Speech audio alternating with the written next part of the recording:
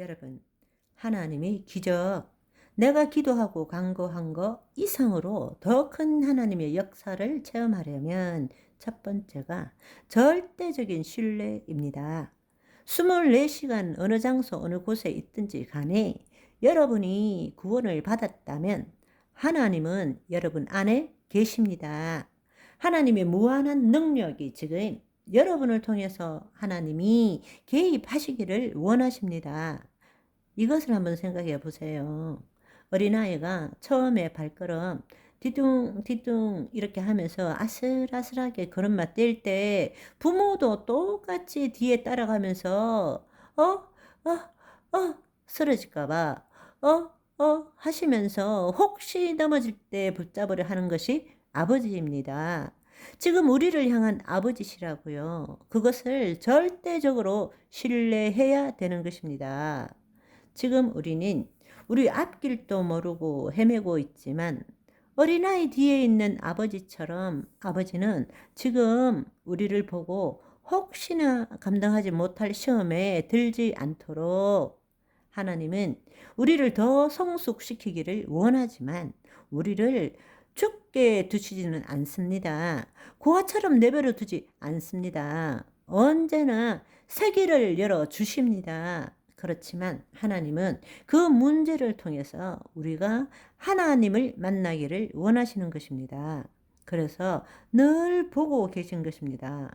그걸 믿어야 되는 것이에요. 두 번째로는 전적인 의존이 있어야 됩니다. 늘 포켓에 딴 거 집어넣고 해보고 안 되면 뭐 이걸로 하지 뭐. 오늘 기도해보고 안 되면 뭐 내일 병원 가지 뭐. 기도 몇 번 해서 안 되면 뭐 다른 방법으로 하지. 뭐 나도 다 계획이 있다고. 여러분, 하나님은 여러분보다 더 여러분들을 잘 아시고 더 사랑하십니다. 전적인 의탁이 있어야 됩니다. 다른 말로 이 앞의 문제가 어떠하더라도 이 앞의 문제에 대해서 내가 처음에는 한번 내가 견딜 수 있는 정도니까 한번 포기도 한번 해보지 이랬는데 점점점 더 좋지 않은 일이 있으니까 아이고야 이러다 나 죽지 뭐라도 해야지 이렇게 하면 그건 꽝이란 말입니다. 하나님은 어디까지 기다리시느냐? 여러분이 죽을 때까지 기다리시는 거예요. 주님, 이거나 끝장나도 좋습니다. 두렵고 떨리고 나 죽을 것 같지만 주님, 죽으면 주님 품이잖아요. 죽으면 죽으리라 나 포기합니다. 이럴 때까지 기다리시는 거예요. 그때부터 통로가 열리는 것입니다. 그런데 대부분 사람들은 적당하게 참을 줄은 압니다. 적당하게 이렇게 해요. 그러다가 점점 더 코너에 몰리면 그때는 아이고 나 이러다 죽을 것 같아 이러면서 자기 방식대로 뭔가를 하는 거예요. 그렇게 하면 하나님의 영광은 드러나지 않습니다. 그래서 하나님이 언제까지 기다리시느냐? 여러분 자신이 죽을 때까지 기다리십니다. 여러분이 죽을 때까지, 포기할 때까지 지금 눈앞에 당장 이거 문제 해결 안 되면 이거 안 되면 나 죽을 것 같은데 하나님은 그 부분에 대해서 하나님을 신뢰하고 죽어버릴 때까지 기다리고 계시는 것입니다. 아멘. 그런데 우리는 그걸 놓기가 힘든 거예요. 그래서 죽기를 두려워함으로 일생이 매여 종로로 타는 것입니다. 그것을 해방시키러 오신 분이 예수님이란 말씀입니다. 여러분, 그래서 저의 방송 유행어가 당신 죽기 전에 미리 죽으세요 잖아요. 일평생 언젠가는 우리는 죽을 때가 있지만 그때 죽지 말고 지금 죽어버리라고요. 그러면 나머지 인생은 하나님 자녀의 삶을 살 수 있게 되는 것입니다. 나 내일 먹을 것이 없는데 입에 풀칠할 것이 없는데 어떡하란 말입니까? 내일 죽는지 안 죽는지 그때까지 해보라는 이야기입니다. 그건 다 어디서 나온 이야기입니까? 난 내일 죽을 것 같은데 이 문제 해결 안 되면 내 자식이, 내 남편이 이 문제가 크게 되고 문제가 심각하게 되는데 어떡하라는 이야기냐고. 뭐라도 해 주셔야 되지 않습니까? 지금 필요한 거는 이 문제 해결하는 것이죠. 이렇게 여러분은 하나님께 항변을 하겠죠. 항변을. 그런데 하나님은 기다리시는 거예요. 그런데 더 중요한 것은 잘 생각해 보세요.